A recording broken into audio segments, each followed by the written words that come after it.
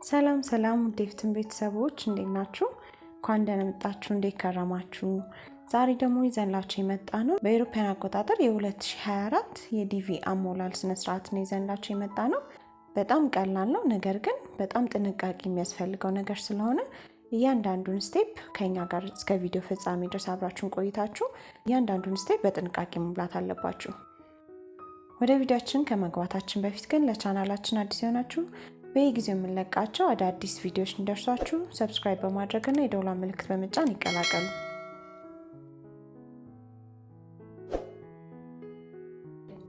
እሺ ውድ ተከታታዮቻችን ወደ ቪዲዮአችን ስንገባ ዲቪ ፕሮግራም ከተጀመረ በጣም ብዙ አመታቶችን አስቆጥሯል። እንደ አውሮፓውያን አቆጣጠር በ1990 አካባቢ ነው ያቋቋሙት። ከዛ ጊዜ ጀምሮ በየአመቱ ለታዳጊ አገሮችና ከአሜሪካ ውጭ ላሉ አገሮች የዲቪ ሎተሪ እድልን ይሰጣል ማለት ነው ወደ አሜሪካ ለመሄድ። የ2024 ዲቪ ፕሮግራም መሞላት የተጀመረው ኦክቶበር 5 2022 ነው። የሚቆየው ደግሞ እስከ ኖቬምበር 8 2022 ነው። ስለዚህ ወደ ቪዲዮአችን ስንገባ በቅድሚያ የምናደርገው የምንጠቀምበትን ብራውዘር ከፍተን ጉግል ላይ ወይ ደግሞ ዩአርኤል ከላይ ዌብሳይት መጻፉ ላይ dvprogram.state.gov ብለን ታይፕ እናደርጋለን። የመጀመሪያው ዲ ካፒታል ዲ እናደርጋታለን። ከዛ ኢንተር ብለን ሰርች እናደርጋለን። ኢንተር በምንለው ሰዓት ቀጥታ የሚመጣልን ፔጅ ይሄን ይመስላል። የዩኤስ ዲፓርትመንት ኦፍ ስቴት ቢሮ ኦፍ ካውንስል አፌርስ የሚል ይመጣልናል። እሱ ውስጥ ስለ ዲቪ አሞላል መሰረታዊ ኢንስትራክሽኖች፣ ምን ማድረግ እንዳለብን፣ ፎቶ ምን አይነት ማስገባት እንዳለብን፣ አጠቃላይ ማወቅ ያለብን ነገር በዲቴይል ያስቀምጥልናል። እየገባን እያንዳንዱን እያነበብን ማወቅ ያለብን ማወቅ እንችላለን እዚህ ፔጅ ላይ። ከዛ እሱን ካወቅን በኋላ ወደ ታች እንሄድና ቢግን ኢንትሪ የምትላለች በአረንጓዴ ቦክስ ውስጥ ያለች እሷን እንጫናታለን። ከዛ እሱን ስንጫን የሚመጣልን ፔጅ ይሄ ነው። ሰው መሆናችን ቬሪፋይ ለማድረግ የሚያመጣልን ኮድ የሚመስል ነገር ይሄ በትላልቅ የተጻፈው እሱ ያመጣልናል። እሱን ከታች የተቀመጠልን ቦክስ ላይ በስነስርዓት አንድ አይነት አድርገን ከስር ታይፕ እናደርጋለን። ይሄ የማይታያችሁ ከሆነ ሪሎድ የምትመስል ሌላ አምጡልን ወይ ሪፍሬሽ አድርጉልኝ የሚላለ የሚታያችሁ እስኪመጣ ድረስ እንደዛ እያደረጋችሁ ታይፕ አድርጋችሁ ሰብሚት ትሉታላችሁ። ከዛ ሰብሚት እንዳልነው ቀጥታ ፎርሙ ይመጣልናል። የዲቪ የመጀመሪያው የሚሞላ ፎርም ይመጣልና ፓርቷን ብሎ ጥያቄዎች አሉ። ጥያቄዎቹን በስነ ስርዓት ነው መሙላት ያለብን፣ መሳሳት የለብንም። ስለዚህ እዚህ ጋር የመጀመሪያው ኔም ብሎ የሚመጣልን ጥያቄ መጀመሪያ ቦክስ ላይ ያለችው ላስት ወይ ፋሚሊ ኔም ነው የምትለው። እዚህ ጋር ስማችሁን ሳይሆን የምታስገቡት የአያታችሁን ስም ነው። እንዳትሳሳቱ እዚህ ጋር ፈርስት ኔም የሚለው ላይ ብቻ ነው ስማችሁን የምታስገቡት፣ ሁለተኛው ቦክስ ወይም ሚድል ላይ ያለው ቦክስ ማለት ነው። ስለዚህ ስማችሁን ፈርስት ኔም የሚል ላይ ታስገባላችሁ። ሁሉም በካፒታል ሌተር ነው መሆን ያለበት። ከፈርስት ኔም ቀጥሎ ያለው ሚድል ኔም የሚለው ላይ ደግሞ የአባታችሁን ስም ታስገባላችሁ። ከዛ ላስት ወይ ፋሚሊ ኔም የሚለው ላይ የአያታችሁን ስም ታስገባላችሁ ማለት ነው። ከዛ በመቀጠል ሁለተኛው ጥያቄ ጀንደር ወይም ጾታ ነው የሚለው። ሜል እና ፊሜል አለ፣ እንመርጣለን። ከዛ ከጀንደር ቀጥሎ የሶስተኛው ጥያቄ የሚጠይቀን በርዝ ዴታችን ነው። በእንግሊዘኛ የምታውቁት ከሆነ እዚህ ጋር ቀጥታ በእንግሊዘኛ ፓስፖርታችሁ ላይ ወይ መታወቂያ ላይ ያለውን ኤግዛክትሊ እሱን ነው መጻፍ ያለባችሁ። በእንግሊዘኛ የማታውቁት ከሆነ ግን ኢንተርኔት ላይ አለ የኢትዮጵያን ካላንደርን ወደ ግሪጎሪያን ካላንደር የሚቀይርልን አለ። ከጎኑ አዲስ ታብ ከፍተን ኢሲ ቱ ጂሲ ኮንቨርተር ብለን እሱ ጋር መቀየር እንችላለን።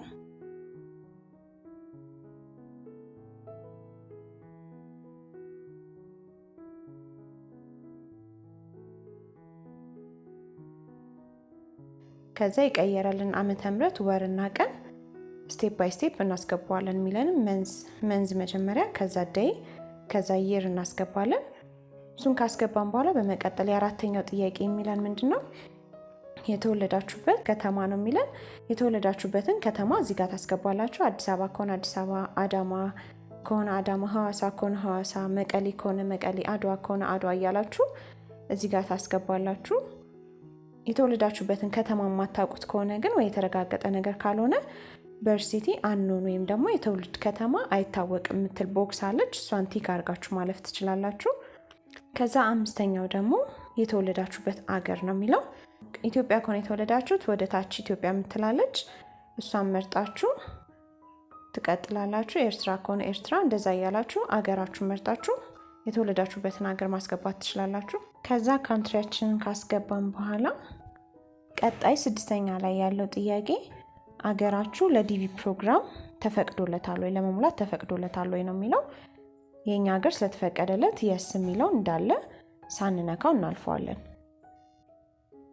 ከዛ ወደ 7ኛው ስንሸጋገር በጣም ኢምፖርታንት የሆነው ጥያቄ ይሄ ነው። ብዙ ሰዎች የሚሳሳቱበት ፎቶግራፍ ማስገባት ነው።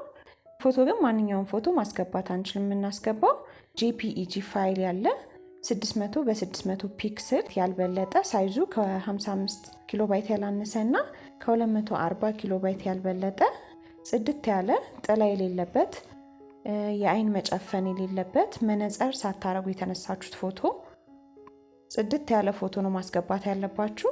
ኒውትራል ናችሁ የተነሳችሁት የሳቃችሁ በጣም ወይ ደግሞ አይናችሁ የተጨናበሰ ወይ ጆሮአችሁ የማይታይበት ብቻ እናንተነታችሁን ብዙ የማይገልጽ ፎቶ ማስገባት አይቻልም። እዚህ ጋር ጽድት ያለ ነው መሆን ያለበት። በደንብ ስለ ፎቶ ዲቴል ማወቅ ከፈለጋችሁ ደግሞ ራሱ ያስቀመጠው ኢንስትራክሽኖች አሉ፣ ሊንክ አለው። እሱን ከፍታችሁ ምን አይነት ፎቶ ማስገባት እንደምትችሉ ማየት ትችላላችሁ። እሱን ካጣራችሁ በኋላ ያዘጋጃችሁትን ፎቶ ማስገባት ትችላላችሁ። እኔ ከዚህ በፊት ሰርች ያስቀመጥኩት ፎቶ ስለነበር እሱን ሰሌክት አድርጌ ያስገባለሁ። ከዛ በመቀጠል 8ኛ ላይ ሜሊንግ አድሬስ ነው የሚለው። የመጀመሪያው ኢንኬር ኦፍ የምትለው ኦፕሽናል ነች። ብትሞላም ባትሞላም ችግር የለውም። ይሄ ማለት እናንተ በማን ስር ማለት ማን ነው እየተንከባከባችሁ ያለው በማን ስም ነው የምትሞሉት ያላችሁት የሚል ጥያቄ ነው። ከፈለጋችሁ መሙላት ትችላላችሁ። ለሰው የምትሞሉ ከሆነ አሁን ለምሳሌ በእኔ ስር በእኔ ቁጥጥር ስር የኃላፊነቱን ወስዳለሁ የሚል ሰው የሚሞላ ከሆነ የእናንተ ስም ታስገባላችሁ ማለት ነው። እኔ አልፈዋለሁ ይሄንን ኦፕሽናል ስለሆነ።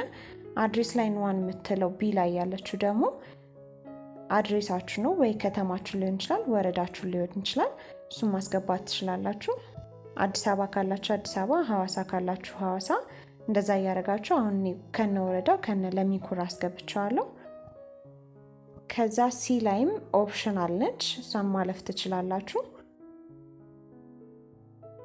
በመቀጠል ሲቲ ወይ ታውን የሚላለ ከተማችሁን ታስገባላችሁ። እያንዳንዱ የምታስገቡትን ነገር በጥንቃቄ ለማድረግ ሞክሩ። እዚህ ጋር ከተማችሁን ካስገባችሁ በኋላ ከታች ዲስትሪክት ወይም ካንትሪ ወይም ፕሮቪንስ ወይም ስቴት አስገቡ ነው የሚለው። ክፍለ ከተማ ማስገባት ትችላላችሁ። አገራችሁን ማስገባት ትችላላችሁ። ወረዳችሁን ማስገባት ትችላላችሁ። መርጣችሁ ከአራቱ አንዱ ማስገባት ትችላላችሁ። ከዛ እሱን ካስገባችሁ በኋላ ፖስታል ኮድ ወይም ዚፕ ኮድ የሚላለ ኢትዮጵያ ሀገር ብዙ ጊዜ ፖስታል ኮዳችን አናውቀውም የለንም። ግን አዲስ አበባ ከሆናችሁ 1000 ብላችሁ ማስገባት ትችላላችሁ። ፖስታል ኮዳችሁን ማታውቁት ከሆነ ወይም ከሌለው ደግሞ ከታች ቦክስ አለች ኖ ፖስታል ኮድ የምትል እሷን ቲክ አድርጋችሁ ማለፍ ትችላላችሁ። ከዛ በመቀጠል ሴሌክት ኤ ካንትሪ ነው የሚለው። እችን ቀስቷን ተጭናችሁ የሀገራችሁን ስም መርጣችሁ ታስገባላችሁ። 8ኛው ይሄን ይመስላል። የ8ኛው ጥያቄ ብዙ ኦፕሽን የነበረ እሱን ሞልታችሁ ካጠናቀቃችሁ በኋላ 9ኛው ላይ በዚህ ሰዓት የምትኖሩበት አገር ነው የሚለው። ኢትዮጵያ ከሆናችሁ ኢትዮጵያ፣ አረብ ሀገር ከሆናችሁ አረብ ሀገር፣ ኤርትራ ከሆናችሁ ኤርትራ፣ ያላችሁበት ከረንትሊ የምትኖሩበት አገር ምርጫዎቹን በዝርዝር ታያቸውና ትመርጣላችሁ። ከዛ እሱን ከጨረስን በኋላ 10ኛው ላይ ስልክ ቁጥር ነው የሚለው፣ ኦፕሽናል ነው የሚለው። እዚህ ጋር አለማስገባትም ትችላላችሁ፣ ማስገባትም ትችላላችሁ። እኔ ስልክ ቁጥር አስገብቼ አልፋለሁ። ከዛ ኢሜል አድሬስ ነው የሚጠይቀን። ኢሜል አድሬስ ግን ኦፕሽናል አይደለም።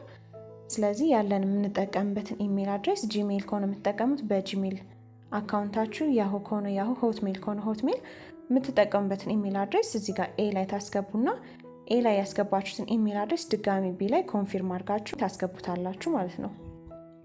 ከዛ 11ኛውን በዚህ መልኩ ሞልተን ከጨረስን በኋላ 12ኛ ደግሞ የሚጠይቀን የትምህርት ደረጃችንን ነው። ብዙ አማራጮች አሉ። ከታች ግን በ3 መስመር የተጻፈችውን ኢንስትራክሽን ማንበብ ይኖርባችኋል። ምንድነው የሚለው? ሚኒመም የሃይስኩል ዲፕሎማ መጨረስ እንዳለባችሁ ወይም ደግሞ ይሄ 10+1 10+2 እንደነሱ አይነት አቺቭመንት ከሆነ ያላችሁ የ2 ዓመት የስራ ልምድ ሊኖራችሁ ይገባል። ይሄ የ2 ዓመት የስራ ልምድ ደግሞ ማንኛውም አይነት ስራ ሳይሆን እነሱ ክራይቴሪያ አላቸው። እዚህ ጋር በሰማይ የገባችሁ ሊንክ አለች። እሱን ገብታችሁ ታዩና የእናንተ የስራ ልምድና የእነሱ ክራይቴሪያ ተመሳሳይ ከሆነ ቮኬሽናል ስኩል የምትላለች እሱን ቲክ አድርጋችሁ ማስገባት ትችላላችሁ። ነገር ግን ኤሌመንተሪ ሆናችሁ ከማለት ከ12ኛ ክፍል በታች ሆናችሁ ወይ ደግሞ ፈተና ሳትወስዱ የ12ኛ ክፍል ፈተና ሳትወስዱ ወይም ደግሞ ሃይ ስኩል ሳትጨርሱ ከሆነ ያላችሁት በዚህ ሰዓት መሙላት አትችሉም። አሁን በቅርቡ ፈተና ለወሰዳችሁ ለ12ኛ ክፍሎች ግን ይሄ ውጤቱ እስኪመጣ ድረስ የዲቪ ውጤት እስኪመጣ ድረስ ገና 2023 ሜይ አካባቢ ስለሆነ የሚወጣው እሱ እስኪመጣ ድረስ ውጤታችሁ ስለሚወጣ ሃይ ስኩል ዲፕሎማ እንዳላችሁ አድርጋችሁ ነው የምትሞሉት። ስለዚህ አሁን 12ኛ ክፍል ወሰዳችሁ መሙላት ትችላላችሁ። ገና ግን 12ኛ ክፍል ሆናችሁ ኢንትራንስ ኤግዛሙን ካልወሰዳችሁ ገና የ2015 ተማሪ ከሆናችሁ መሙላታችሁ። ስለዚህ ሃይ ስኩል ዲፕሎማ ያለውና ከዛ በላይ ነው እዚህ ጋር የምትሞሉት። ትምህርት ደረጃችሁን ያላችሁበትን ዲግሪ ከሆነ ዲግሪ፣ ሃይ ስኩል ዲፕሎማ ከሆነ ዲፕሎማ፣ ማስተርስ ከሆነ ያላችሁን ቲክ አድርጋችሁ ታልፋላችሁ ማለት ነው። ወደ 13ኛው ስንሄድ የሚጠይቀን የጋብቻ ሁኔታ ነው። ማሪታል ስታተስ ነው የሚጠይቀን። ያላገባችሁ ከሆነ የላይኛውን አንሜሪድ የምትለዋን፣ ያገባችሁ ከሆነ ደግሞ ሁለት አማራጭ አለ። አግብቻለሁ፣ ባለቤቴ ደግሞ የውጭ ሀገር ዜጋ የአሜሪካ ዜጋ ነው ወይም ደግሞ የአሜሪካ ዜጋ ነች የምትላለች። ሌላው ደግሞ አግብቻለሁ ነገር ግን ባለቤቴ የውጭ ሀገር ዜጋ አይደለችም ወይ ነች የሚላለ፣ እሱን መምረጥ እንችላለን። ሶስተኛው ኦፕሽን ደግሞ ዲቮርስ ነው የሚለው አግብቶ ይፈታ። አራተኛው ደግሞ ዊዶድ የሚለው ደግሞ ባለቤቱ ወይ ባለቤቷ የሞተበት ነው የሚለው። ስድስተኛ የመጨረሻው አማራጭ ደግሞ ሌጋሊ ሰፓሬትድ ነው የሚለው። በፍርድ ቤት አግብታችሁ በፍርድ ቤት ሌጋሊ ህግ የሚያውቀው ፍቺ ካላችሁ እሱን ቴክ ማድረግ ትችላላችሁ። ስለዚህ አንብቧቸውና እነዚህ ከእናንተ ጋር የተያያዘውን ትምህርታላችሁ። እኔ ለጊዜው የምሞላው አንሜሪድ ነች፣ አንሜሪድ ብዬ የምሞላዋለሁ። ከዛ ይሄ ሞልተን ከጨረስን በኋላ ወደ 14ኛው ጥያቄ ስንገባ ነምበር ኦፍ ችልድረን ነው የሚለን። እዚህ ጋር ያላችሁ ልጆች ጠቅላላ ሳይሆን የምታስገቡት ከታች የተጻፈ ኢንስትራክሽን አለ፣ 3 መስመር ኢንስትራክሽን አለ። እሱን ታነቡትና ታስገባላችሁ። መግባት ያለባቸውና የሌለባቸው ልጆች አሉ። ሌጋሊ በማደጎ የወሰዳችሁትም የራሳችሁን ልጅ የምታሳድጉትም በእናንተ ጥላ ስር ያለው ከ21 ዓመት በታች የሆነ ልጅ ማስገባት ትችላላችሁ ነው የሚለው። በምታስገቡበት ሰዓት ልጃችሁ ከ21 ዓመት በታች እና ያላገባ ነው መሆን ያለበት። ያገባና ከ21 ዓመት በላይ ከሆነ ግን ራሳቸው መቻል ስለሚችሉ ራሳቸው መሙላት ይችላሉ ነው የሚለው እና ከ21 ዓመት በታች ያሉትን ልጆች አጠቃላይ ግዴታ ማስገባት ይኖርባችሁ ማሳወቅ ይኖርባችኋል እዚህ ጋር። ስለዚህ ነምበር ኦፍ ችልድረን ብላችሁ አሁን 4 ልጅ ኖሯችሁ ሁለቱ ከ21 ዓመት በላይ ከሆኑና ያገቡ ከሆኑ 2 ብቻ ብላችሁ ነምበር ኦፍ ችልድረን ላይ የምታስገቡት። ምንም ከሌላችሁ ደግሞ 0 ብላችሁ አታስገቡም፣ ማለፍ ትችላላችሁ። እዚህ ጋር ምንም እንደሌላችሁ ነው እሱም ኮንሲደር የሚያደርገው። ስለዚህ እዚህ ጋር ምንም ልጅ ስለሌለ ነምበር ኦፍ ችልድረንን ምንም ሳልጽፍበት አልፈውና ከታች ኮንቲኒው ላለው ወደ ኋላ ተመልሳችሁ ቼክ ማድረግ ትችላላችሁ። እያንዳንዱ ያስገባችሁትን እርግጠኛ ስትሆኑ ኮንቲኒው ብላችሁ መቀጠል ትችላላችሁ። ከዛ የሚመጣልን የሞላ ነው ፓርት 1 ኢንትራንት ኢንፎርሜሽን የሚለውን አጠቃላይ እስካሁን የሞላ ነው ፎርም ያመጣልናል። በደንብ ስፔሊንግ እዚህ ጋር ፎቶአችሁን፣ እድሜያችሁን፣ ሁሉንም አድሬሳችሁን፣ ኢሜል አድሬሳችሁን፣ ስልክ ቁጥራችሁን ካስገባችሁ እሱን፣ ነምበር ኦፍ ችልድረን ሁሉንም እያንዳንዱን ክሮስ ቼክ ማድረግ ይኖርባችኋል። እዚህ ጋር የተሳሳታችሁት ነገር ካለ ጎ ባክ ቱ ፓርት 1 የምትላለች እሷን ነክተን ድጋሜ እንደ አዲስ መሙላት እንችላለን ማለት ነው። ከዚህ ጋር 1-2 በደንብ ቼክ አድርጉት። ስፔሊንግም ስህተት መኖር የለበትም። ቼክ አድርጋችሁ ጨርሱት። ከላይ ጀምራችሁ ክሮስ ቼክ ማድረግ ይኖርባችኋል። ስለዚህ ልክ ከሆናችሁ ያስገባችሁት ነገር ወደ ኋላ መመለስ አይጠበቅባችሁም። ያው ኦኬ እንለዋለን። ያው በዚህ መልኩ ዲቪ ፕሮግራማችን ሞልተናል። ሰክሰስፉል ብሎ ያመጣልናል። ስንጨርስ ከኮንፊርሜሽን ነምበር ጋር ያመጣልናል።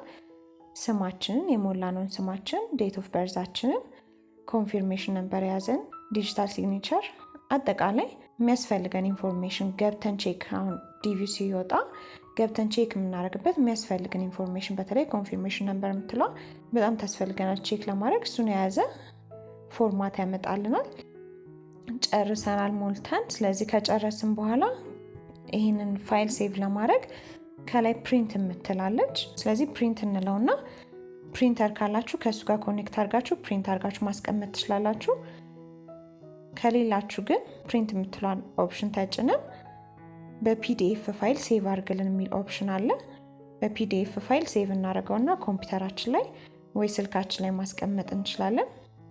ሴቭ አስ ፒዲኤፍ ምትላለች ሴቭ እንለዋለን።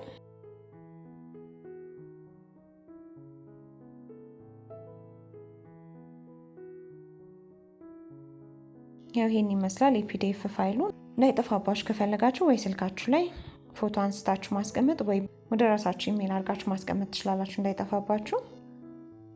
እዚህ በዚህ መልኩ ዲቪ ፕሮግራም ሞልተን ጨርሰናል። ዛሬ ዘንላችሁ የመጣ ነው ቪዲዮ ያላገባ ሰው እንዴት መሙላት እንደሚችል ነው።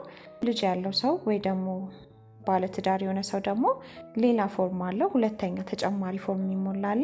እሱን ደግሞ በቀጣይ በፓርት 2 ይዘንላችሁ እንመጣለን።